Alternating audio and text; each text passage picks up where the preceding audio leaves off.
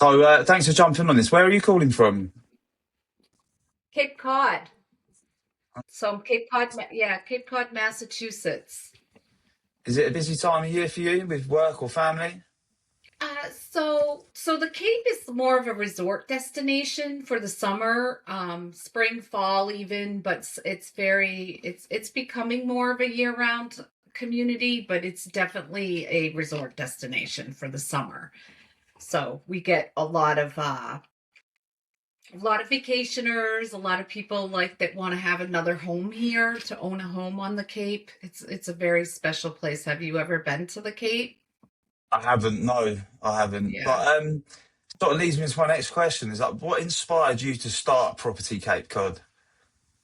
So I was fortunate to start with a local company, and they were more of an entry level company. And so I learned a lot from them, but I went out on my own just about 10 years ago, and I was more inspired just because we're a little bit different. We're more like I always say, we're in the relationship business, like the people business, and as a result, we sell houses. But it's a lot of I find a lot of like the big bot, and it's nothing wrong with it. It's all, I mean, I'm not like saying it from a critical standpoint, but it's just I think it's all what we want. I think everybody has to evaluate what's good for them and what they want. And for me, it was the relationships and to have more of an intimate business than to have it be all about numbers. Okay, so if I was going to start a property agency in Cape Cod in 2026, what's one thing you'd advise me not to do?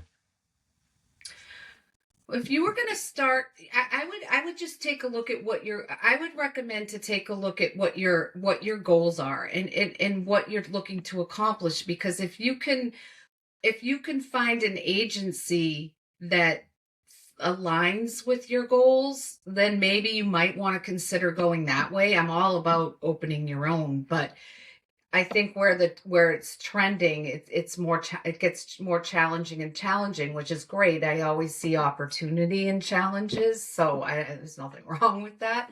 No. But I always say, gosh, I wish I had such. If I was going back and starting, I would have loved to work for my company. And I'm not saying it from a, I'm not biased. It's just because the thinking, you want aligned thinking. I think that's what it is, and the goals, and that's what's rewarding. I'm not, and we make great money, but it's not money driven, if that makes sense. Okay, so what's the biggest lesson that you've learned from a past failure? I learn lessons every day, William. I learn lessons every day. I don't know. There's a lot of them. No, I suppose Um, it's a broad question. yeah, it is a broad question, but I think, and I think it's a great question. One of the things is uh when you think you know it all, because some of my, like, I have a few newer agents, and they always worry about not having the answers. And I talk to people in different states. They're always, oh, well, I don't know that. I don't have the answer. I say it's sometimes better to not have the answer. Be honest. Hey, write it down. I want to make sure I get you the right answer, and I'll get back to you. I think sometimes we think we know everything. Things are constantly changing, especially in our industry. So it's best to always let me just double check, so I'm making sure I get you the right answer than putting something out there. But um, so I say be humble. I mean, because you're always learning. So that would be my answer to the question, like the biggest lesson. You're going to learn every day if you're open to it and watching, and just it just be open to learning and adjusting. I learned No, the most, actually. Yeah, my lessons for the most part have been through my clients. Sorry, I didn't mean to interrupt. no. I was Yeah. just going to say, I suppose that goes back to your stance on relationship building. So, if you come across as someone who's like all seeing, then you might come across a little bit obnoxious, and that might put potential clients off or people that you might want to work with in the industry. Right, exactly. And I think that it is all about, like, my biggest reward for me is like being able to connect with clients that I sold, like that we worked, I helped them with their purchase or the sale of their home, years ago, and they send business, and I know their kids, and you just get, it's just that's the rewarding part, and how much they love being in the house, and how glad they are that they got that particular house. So that's where I get my I see you specialize in waterfront properties. How has that shaped your approach?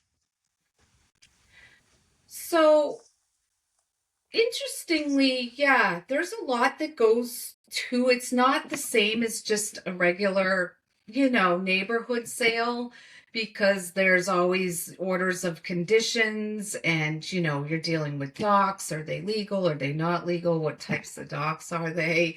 You're dealing with, can I add a swimming pool? There's just so many variables. So you're dealing with more layers of town approval. Like conservation's a big part of it, and what can and can't be done. So it's a lot more due diligence, so that if I'm listing a property for a client, I still want to do that due diligence, because that might help them get a higher sale. If I know, for example, oh yeah, you can add a pool, or you can, the dock is legal and uh, good for another 100 years. So, and on the buy side, I want to make sure there's no surprises for the client. It's not good, it's not bad. I just want them to have all that information, so they can make an educated decision what's best for them. Um, you said about, you have all this red tape around waterfront properties and like dock licenses. Is it quite difficult to deal with the local authority, who, if that's state or county in America? Well, for something like a dock, you're dealing with, it depends on the dock, but if you're getting like a deep water dock, that's just an easy one. You're dealing at the town level and the state level. Sometimes if you're just putting in a floating dock, it's the town level.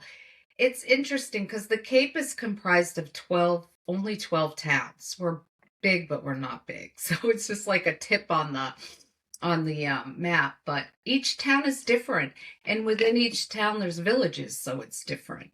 So it's quite fascinating, and that's why sometimes it's good to have, like, in other parts of the country, I can't really speak to them, I'm not there, but from what I hear from other people, it's more generalized, and the Cape is really unique. So there's just a lot of intricacies, so it's always good to have somebody with experience and knows what to look for, so you don't get caught with surprises. If you're on the sell side, you get more money. If you're on the buy side, you know what you're getting. Okay, Does so that make can you? sense? Yeah. Yeah, Yeah. I get what you're saying. Yeah, it's a broad spectrum. Very broad spectrum. Right, right. So, can you just share a bit about your role and how that fits into the bigger picture at your company? So my role, we're a real small company. We said we're a boutique agency. We're seeing where there's no real medium-sized companies on Cape Cod. It's all big box companies, and then there's a lot of, like, there's not a lot anymore. The small companies are, I think we're seeing that throughout the country more. But so my role is, I have a few roles. I have a rental division, I have a sales division, and then I have a projects that I do, and then I also sell. So I can wear a lot of different hats, but because we're small, I have an intimate team. Everybody's so good. They help each other. They know what to do. It's more of a seamless. That's why I'd like to grow. I'd like to hire more agents. If anyone listens to this, if people are more interested in building relationships, I think it's a great way. If you focus on the client and their best interest, it all comes around, and everybody wins. But yeah, that's one of the things. So I throw that out there. We're on there. If you're on Cape Cod or thinking of moving to Yeah. Cape Cod, you want to, and it aligns, because, like, I talk to people from, I cross agents all the time, and my favorite is that, like, selling, because it's the people. So the management and the running, all that's not my favorite.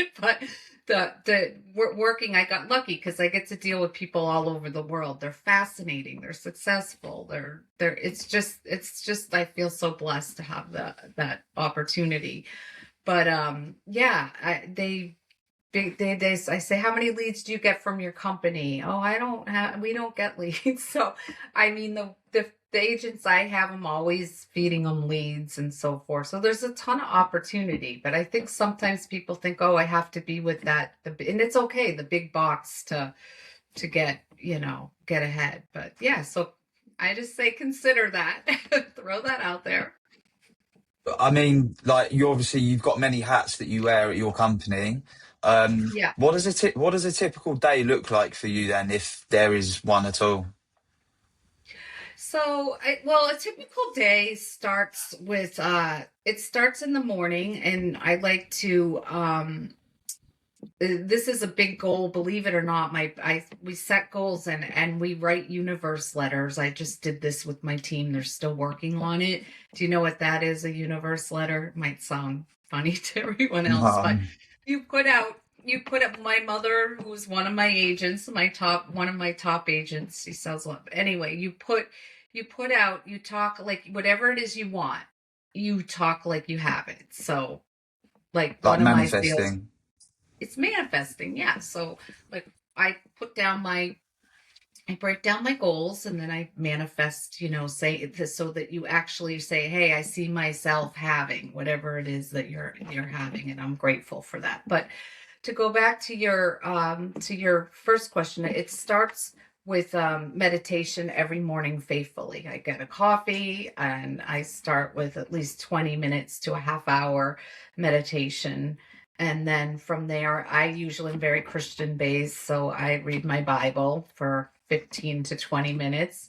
And that's for the most part how my day starts. And it's just so grounding. If I can't do that for some reason, I find my day isn't as productive because you have to ground yourself with like all the social media and all the emails and the phones and everything coming at us all the time. You have to find a way to like not get caught up in that, and that helps me to ground myself throughout the day. And there's some days I can't do that, and I just don't. It just feels like an off day.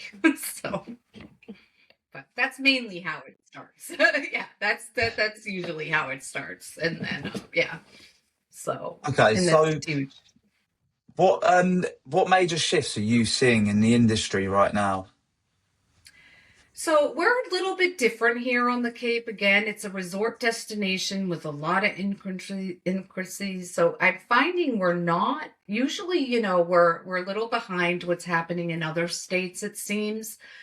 But the Cape is very desirable. It's a popular destination. We have lots of water here, lots of beaches, golf courses. It's just got everything for somebody in that when you think vacations, right? So even before COVID, our inventory was low. COVID just like everywhere, just no inventory. And we're still at a very low inventory and people that want to buy houses. So I say to people out there, like for a lot of people buy vacation homes here on Cape Cod, it's a great time to be here looking and getting into something for the summer. For year rounders, it's real challenging because of the prices just went up and it's not a lot of industry on Cape Cod. So we're seeing a lot of people something needs to happen before they can do something else. So it's almost like two different markets. You have your higher ends that is a different price point, and then in either way there's not a lot of inventory. So and I do think that's consistent, I think, from what I hear off Cape as well. I suppose because, like you were saying, it's a holiday destination to a lot of people. They're using Right. it as like a secondary home most of the time, so it's not really at their for they want to keep hold of that. Right. They're using it as a secondary, but what's interesting, a shift happened with COVID. And what is interesting is we are seeing people, it is becoming more, everything used to close down here in the winter. Like where we are right now, this is the winter here. I'm not, and everything closes down. We're seeing more and more places stay open and people are coming back and forth. So they cross a bridge to come here. So they're back and forth, spending a little bit more time in their homes, which is very interesting. That's growing. But it's so expensive here. It's hard for the hardworking people to afford to live here for sure. So that's a big topic, housing on Cape Cod. Okay, so how would you say all of that has, impacted your business and your strategy? So for me, where I've taken a little shift over the years, because I get caught, I love the second home market and helping people get into their vacation homes. And I really enjoy that because I love meeting and developing relationships with my clients. But there's also such a need for housing. And I am on the housing committee here, and we are really looking to see ways that we as realtors can help our community more and what we can do. Because if, like, we see sometimes, I have a small vacation rental division, but sometimes people don't want to, it's hard to find people to work. Like if you want to go, you are here with your family, you want to go to a restaurant, it's a lot of times they can't find the help. They can't afford to live on the Cape. So it's we deal with that a lot. So trying to strike a balance and to help people get into housing or step up. So I've had gradually been trying to move into that role as well. Okay, so what would you say is working well for you right now? And in contrast, what would you say has been frustrating? Well, I think this it's the same thing. Sometimes this has never changed here because we have two different markets on the Cape. But one of it's finding homes really, because there's not a lot of, like, if you're talking to a buyer, let's just use it so broad. So we'll use a buyer. For them, it's I know my agents are up against it, like just finding that right home because there's just not a lot of inventory out there. Or the homes pricing's just still crazy high. I think we're going to see it plateau a bit. I don't think it's going to go down personally, but I don't think it's going to continue increasing crazy. So sometimes it's inventory trying to find the right fit for people, and helping people sometimes make that move when they're in the middle. It's not frustrating. It's not so much frustrating for us. We feel frustrated for them a little because it's not easy, to be able to make those moves. But I suppose there's a lot on the line for people up in their lives and going somewhere like that, because there's emotion involved with the money, and then there's the other aspect of, like you said, can people find the work to keep themselves afloat on Cape Cod? yeah, the work is there, but the wages, it's very much the work is definitely there. So for people that want to come work, we just don't have a lot of industry. It's more like if you work for a hospital or you're an attorney, or it's retail driven. So it's a tourist destination. So we need the tourists. That's where everybody flourishes as well. Any business for that. And then we need people to work in the whatever it is. So like getting them housing, but there's plenty of jobs here for sure. They're just not usually high wage jobs. So Okay. yeah, So, and housing's high. So yeah, yeah, so it kind of cancels a lot of people out. yeah. So, what would you say you're most focused on improving on in the business? Like that could be a metric, that could just be relationship driven. Well, that's a really good question. I mean, like I said, right now I do wear a lot of hats, and but I'm very passionate about getting helping people to take steps to get into housing. I think housing is very important, just not just to have a roof over your head, but it's so much more than that. And I think everybody deserves to, to have that. So so I am taking a closer look at how I can make a bigger impact with that. And I'm not, we'll have to have another conversation at some point to see how that turns out. But it's a big where, I can do the most. And starting with being on our housing committee is where I started. But yeah, it's a big issue. So it's a lot to tackle. Okay, so considering all of that, where do you see yourself, or where do you want the business to go between the next 6 to 12 months? Well, the business is actually, we're super excited. So one of my goals was to develop more, get into development, and I had put that out there. I just got a huge opportunity. I'm actually doing it with my brother, and we are taking 3,000 square feet of space. We're turning it into high-end offices spaces, and we're going to do shared office and then rent out space to a couple other businesses. So I'll have my business in there, he'll have his, and that's where that's super exciting for me because that's something I've always wanted to do. So we'll be moving, so that's gonna change things too. But yeah, so that's something that I'll be tackling over the next 6 months. Very invested in that for the next 6 months.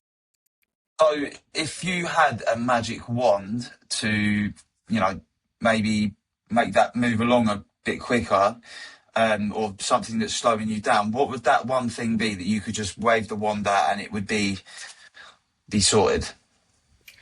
Well, what I've learned in my older age, I'm old, so is that it's all a process and you have to just stay in the moment and take the process as it goes. When you try to rush things, it's never good. You want to get up every day, you want to have goals, you want to go towards those goals, but I do believe that things happen as the way they're supposed to happen, and try to enjoy the process, take it in. There's opportunities there than trying to rush things along. And that's something just more recently that I've embraced more. So I don't try to rush anything anymore. I like to move it. I'm ambitious. I want to keep things moving, but I think if there's a reason, if you get a roadblock or something stopping it from moving forward, you need to stop and take a step back, and maybe there's a reason for that, and evaluate that. And it's really helped me a lot.